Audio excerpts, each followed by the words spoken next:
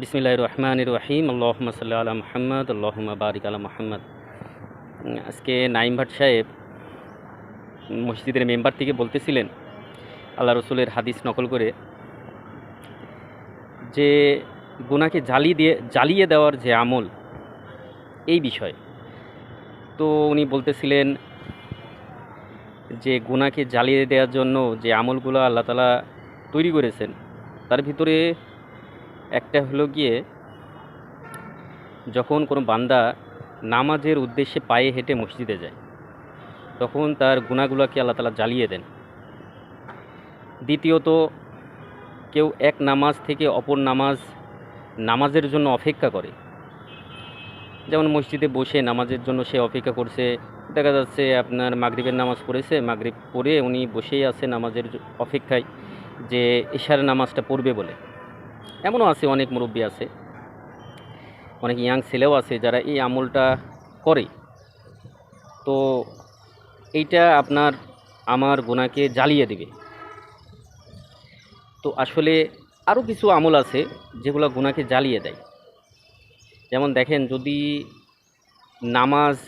নামাজের উদ্দেশ্যে যাওয়ার ক্ষেত্রে, নামাজের জন্য অপেক্ষা করার ক্ষেত্রে যদি আমার গুনাহকে আল্লাহ তাআলা এইভাবে জ্বালিয়ে দেন।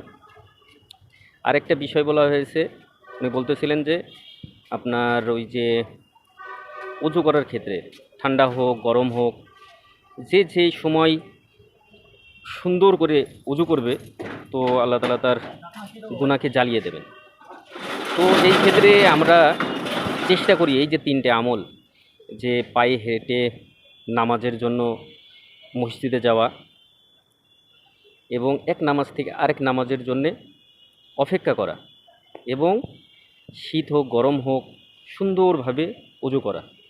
এই যে আমলগুলোর ক্ষেত্রে কি হবে, আমার আল্লাহ তাআলা গুনাহগুলোকে জ্বালিয়ে দেবে। তো যদি নামাজের প্রস্তুতি নেওয়ার ক্ষেত্রে এই বিষয় হয়, তাহলে দেখেন যে আপনার নামাজের ভিতরে আল্লাহ তাআলা কতটা বরকত, কতটা গুনাহ মাফ করার যে ক্ষমতা, এটা রেখেছে। তো আমরা যদি চেষ্টা করি ইনশাআল্লাহ পারবো। আর এটা এমন কিছু না যে পারা অসম্ভব। এটা তো আল্লাহ তাআলা মানুষের জন্যই সৃষ্টি করেছেন, মানুষের জন্যই তৈরি করেছেন। তো এক্ষেত্রে আমরা চেষ্টা করি ইনশাআল্লাহ, চেষ্টা করলে সফলতার মুখ দেখব ইনশাআল্লাহ। আর এবং আমাদের আখিরাত প্রতি আমাদের ধাবিত হওয়ার মন মানসিকতা রাখতে হবে। তাছাড়া আমাদের বাঁচার কোনো বা আমাদের সফলতার কোনো পথ নেই। যার কারণে আমরা চেষ্টা করব ইনশাআল্লাহ। আল্লাহ হাফেজ সবাই। আসসালামু আলাইকুম ওয়া রাহমাতুল্লাহ।